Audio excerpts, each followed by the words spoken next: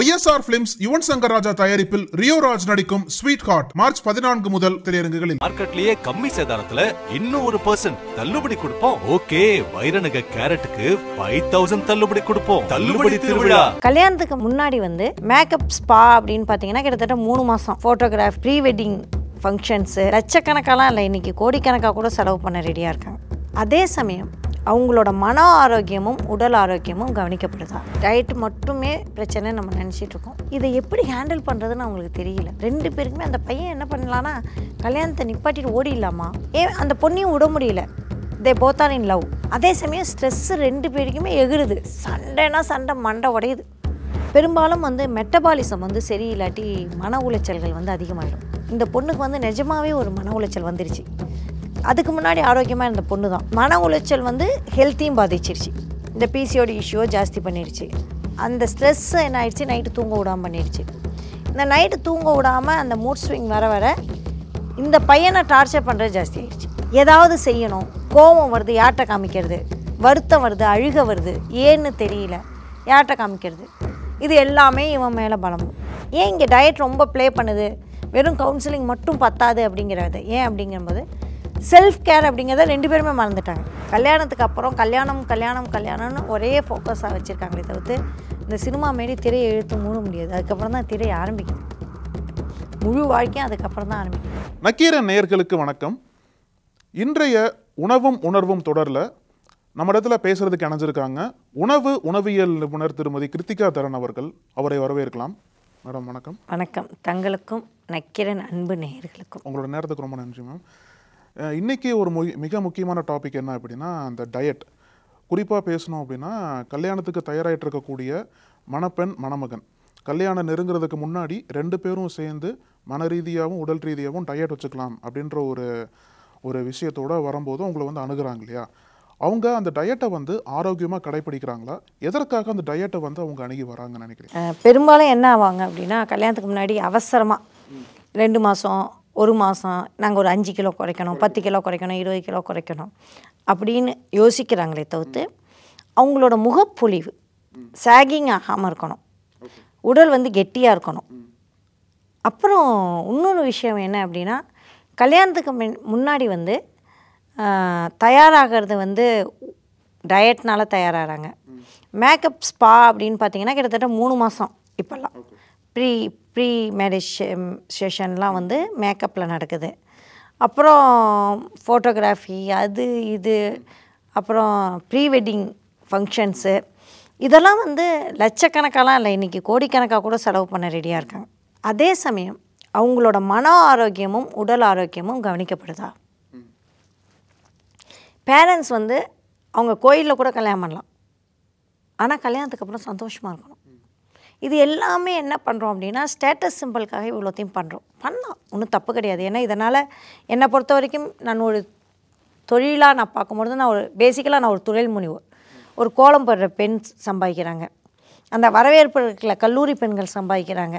இந்தமாரி ஆயிரக்கணக்கான பேருக்கு இந்த திருமணம் அப்படிங்கிறது ஒரு டூரிசம் மாதிரியே ஒரு தொழிலை கொடுக்குது. அதனால் அது தவறு கிடையாது. கடனை வாங்கி செய்கிறது தான் தப்பு. அவங்கள்ட்ட காசு இருந்தால் செய்யலாம், ஏன்னா நிறைய பேருக்கு தொழில் கொடுக்க வாய்ப்பு கொடுக்குற ஒரு விஷயம். அதே சமயம் இதெல்லாம் தங்களோட குழந்தைக்காக, என் பையனுக்காக செஞ்சேன், என் பொண்ணுக்காக செஞ்சேன் எல்லாம் சொல்கிறாங்களே தவிர்த்து நிஜமாகவே அந்த பொண்ணும் பையனும் மன ஆரோக்கியமாக எப்படி சந்தோஷமாக இருக்கிறது?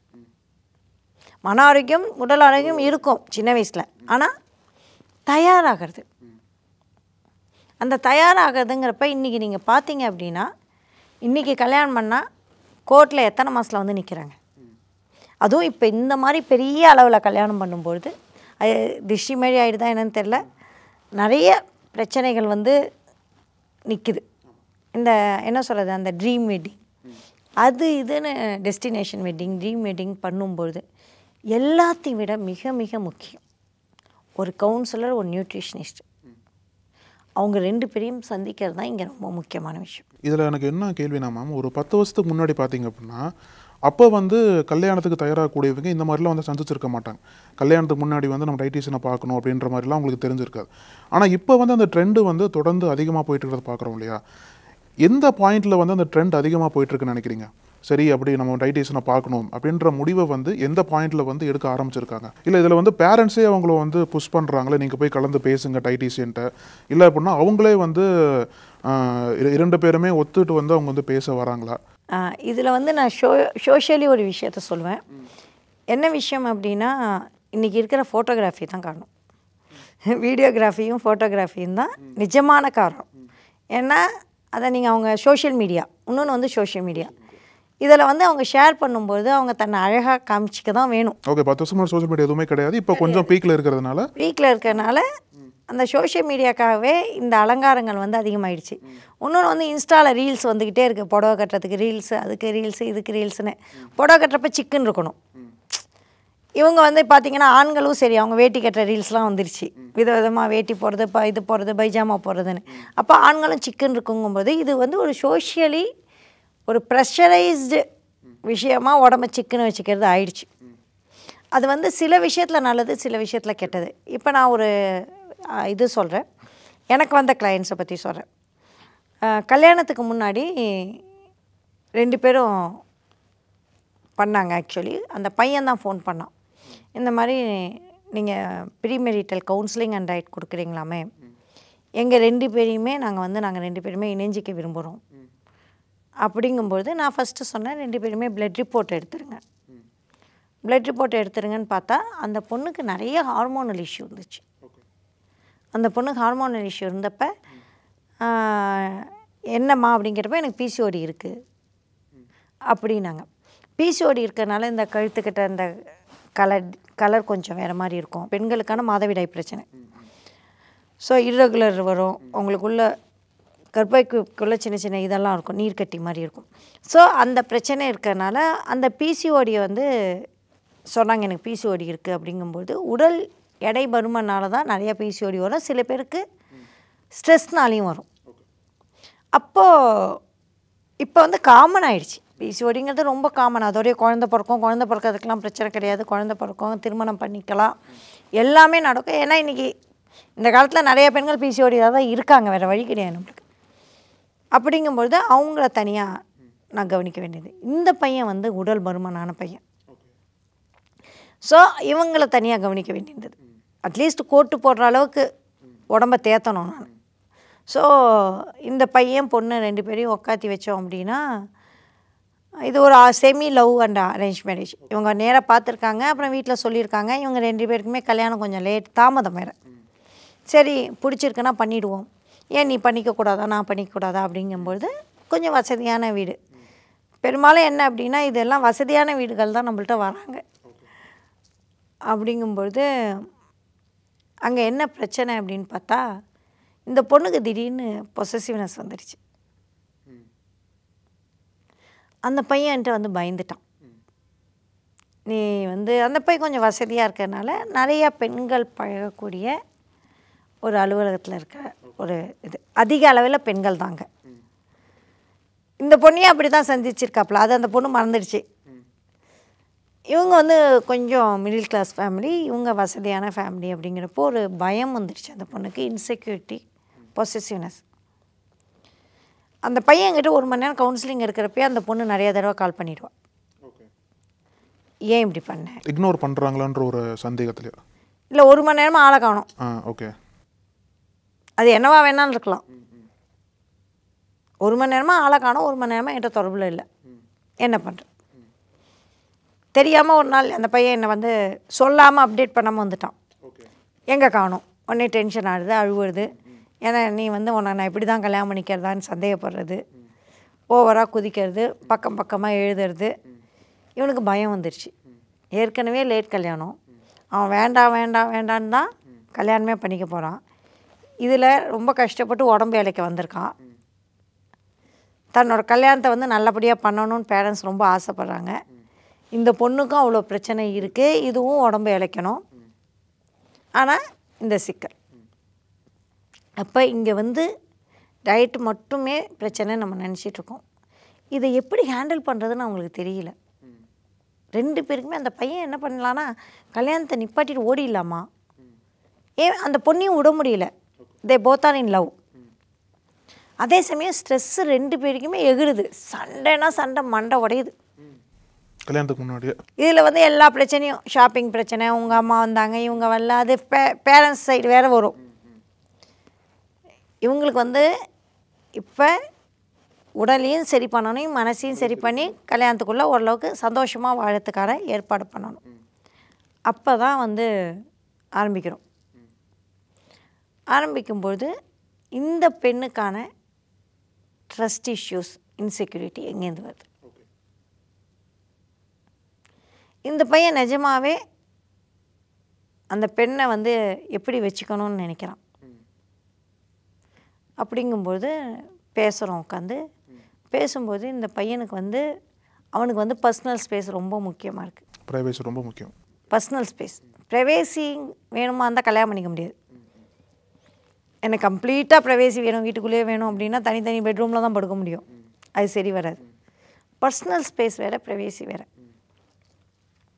இருக்கணும். பர்சனல் ஸ்பேஸ் அப்படிங்கிறது நம்ம பக்கத்துலேயே தூங்கினா கூட அவங்க ஸ்பேஸ் என்ன நம்மளுக்கு தெரியும். ஒரு பவுண்ட்ரி வச்சுட்டே இருக்கணும். பவுண்ட்ரி இருக்கணும். அவங்க ஃபோனை எந்த அளவுக்கு தொடலாம், அவங்க யார்கிட்ட பேசினா எல்லா விஷயத்தையும் கேட்கலாம்.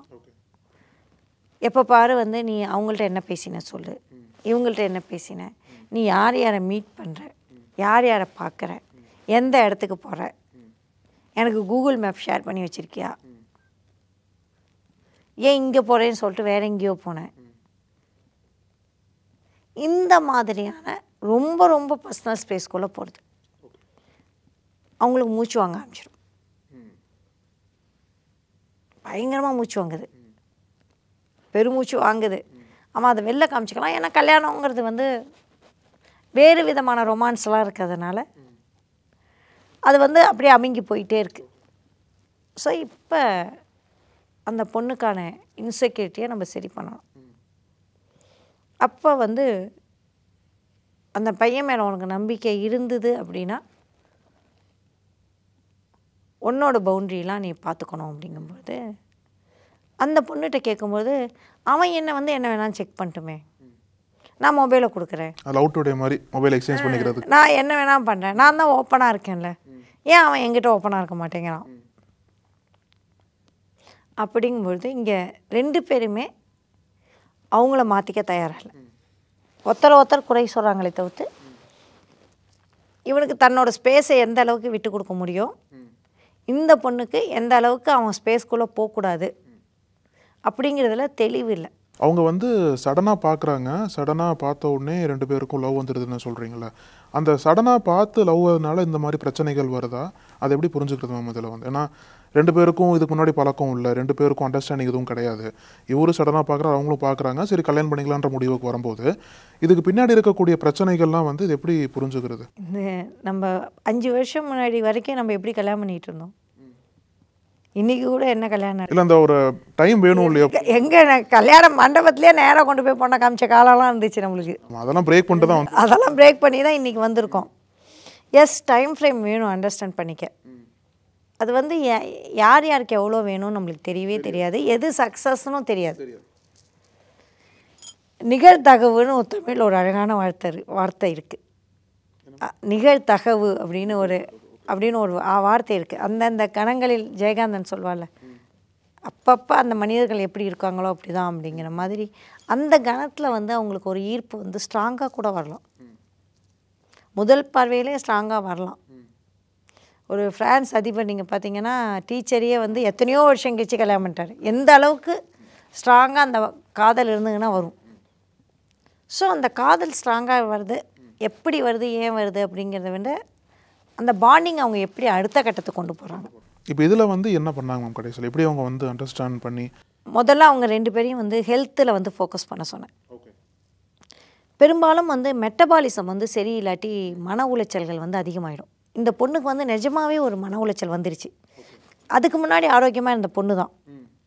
இந்த அவள் ஒரு அன்கான்ஷியஸாக அந்த ட்ரஸ்ட் இஷ்யூ அவங்களுக்குள்ளே இருந்ததில் மன உளைச்சல் வந்து ஹெல்த்தையும் பாதிச்சிருச்சு. இந்த பிசிஓடி இஷ்யூவை ஜாஸ்தி பண்ணிடுச்சு. அந்த ஸ்ட்ரெஸ் என்ன ஆயிடுச்சு, நைட்டு தூங்க விடாமல் பண்ணிடுச்சு.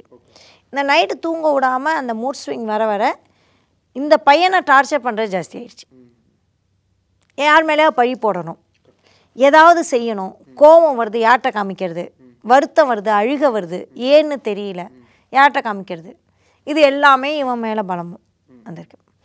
இவனும் என்ன பண்ணியிருக்கான், இந்த பொண்ணு இப்படி செய்ய செய்ய அவளுக்கு என்னன்னே கேட்கல, ஏன் அழுகுறா அப்படின்னா நம்ம ஆறுதல் சொல்லணும். ஒரு அளவுக்கு பண்ணியிருக்கான், என்னது அது எப்போ பாரு அழுகுறா, எப்போ பாரு நம்ம பர்சனல் ஸ்பேஸை பண்ணுறா அப்படிங்கிறப்ப அவளை புரிஞ்சிக்க முடியல. நம்ம கல்யாணம், அவனுக்கு என்ன பயம் வந்துருச்சா, நம்ம கல்யாண வாழ்க்கை என்ன ஆகிடுமோ, இதெல்லாமும் மீறி ஒரு காதல் இருந்திருக்காங்க. இதெல்லாமும் மீறி ஒரு காதல் இருந்திருக்கு. அதான் 2 பேருமே சேர்ந்து வராங்க, எங்கள் 2 பேரையும் எங்களை சரி பண்ணிக்கணும் அப்படின்னு.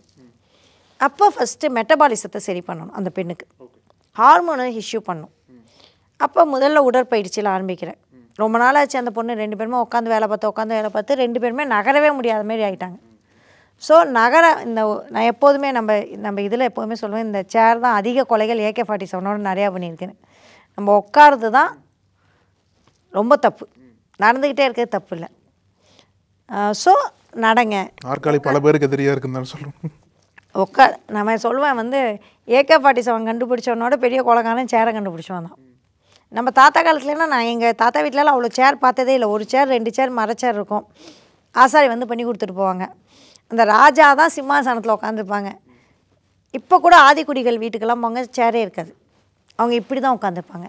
நானும் ஒரு அதிலாபாத் போனப்போ உட்காந்து பார்த்தேன், என்னால் 10-15 நிமிஷம் மேலே உட்கார முடியல, அவங்க 2-3 மணி நேரம் உட்காந்துருக்காங்க. ஸோ முதல்ல சேர்லேருந்து எழுப்பினேன் அவங்க 2 பேரையும்.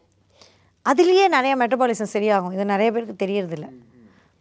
அப்புறம் தண்ணி குடிக்கிற பழக்கம், நல்ல உணவு, வெயிட் லாஸ் ப்ரோக்ராமில் 2 பேரும் என்ரோல் பண்ணிட்டேன். 2 பேருமே ஆளுக்கு ஒரு, அந்த பையனுக்கு கொஞ்சம் ஃபாஸ்ட்டாக ஆகிடும், 15-17 கிலோ கல்யாணத்துக்குள்ளே இழைச்சிட்டான். இந்த பொண்ணு ஒரு 10 கிலோ இழைச்சி ஓரளவுக்கு ஒட்டியானம் போடுற அளவுக்கு வந்துட்டாப்புல. மேம் இந்த வெயிட் லாஸில் என்னென்னா ஒரு 2 மாதத்தில் வந்து இவ்வளோ கிலோ நம்ம லாஸ் பண்ணுறது வந்து உண்மையிலே ஹெல்த்தியாக நமக்கு. ஏன்னா வந்து 2 மாதத்தில் இவ்வளோ ஸ்ட்ரெயின் பண்ணி நம்மளை இது பண்ணுறது வந்து எவ்வளோ கிலோ நீங்கள் சொல்கிறது போல் 17 kg லாஸ் பண்ணார் அப்படின்னா அது ரொம்ப ஹெல்த்தியாக இருக்குமா? 17 kg 2 மாதத்தில் இழைக்கிறது அப்படிங்கிறத விட அவங்க எப்போ ஜாயின் பண்ணாங்க அப்படிங்கிறத பொறுத்து தான்.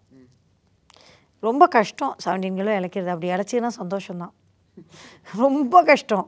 நீங்கள் ஜிம்மு போய் எல்லாம் பண்ணி 17 கிலோ இழைச்சி கொண்டு வரணும். பட் ஆரோக்கியமான வழியில் வெயிட் லாஸ் பண்ண என்ன இருந்தாலும் வெயிட் லாஸில் என்ன ஆகும் அப்படின்னா மெட்டபாலிசம் ஸ்லோவாகிடும்.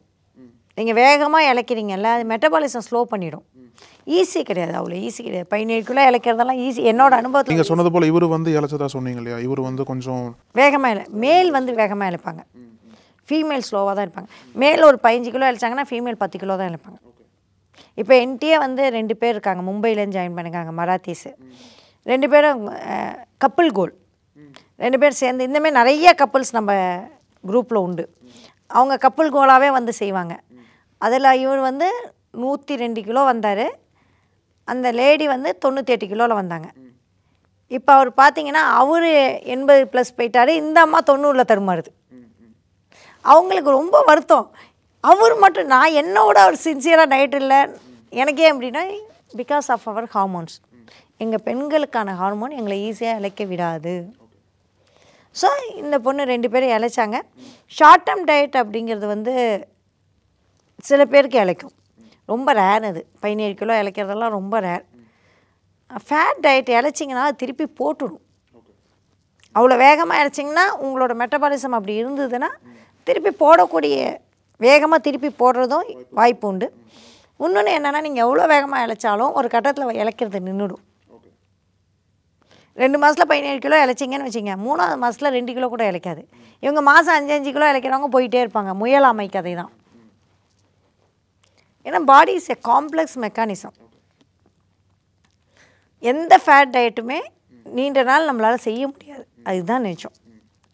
ஸோ இந்த மெட்டபாலிசத்தை சரி பண்ணி வாக்கிங் பண்ணோன்னே இவங்களுக்கான ஸ்பேஸ் கிடைக்க ஆரம்பிச்சிது. இந்த பொண்ணு தன்னை ஃபோக்கஸ், இந்த பையனையே ஃபோக்கஸ் பண்ணிகிட்டு இருந்தவ தன்னை ஃபோக்கஸ் பண்ணான். இந்த பையன் இந்த பிரச்சனையே ஃபோக்கஸ் பண்ணிகிட்டு இருந்தான். ஓகே, ஏன் இங்கே டயட் ரொம்ப ப்ளே பண்ணுது, வெறும் கவுன்சிலிங் மட்டும் பத்தாது அப்படிங்கிறது ஏன் அப்படிங்கும்போது செல்ஃப் கேர் அப்படிங்கிறத 2 பேருமே மறந்துட்டாங்க.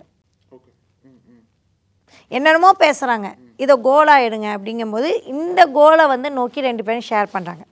நீ எவ்வளோ கிலோ அடிச்சிட்ட, நான் எவ்வளோ கிலோ அடிச்சிட்டேன், நீ வாக்கிங் போனியா, நான் வாக்கிங் போனேன். அந்த மாதிரி ஒரு கப்புள் கோலாக நம்ம கொடுக்கும்பொழுது அவங்களோட விவாதங்களும் ஆரோக்கியமாக மாறுது.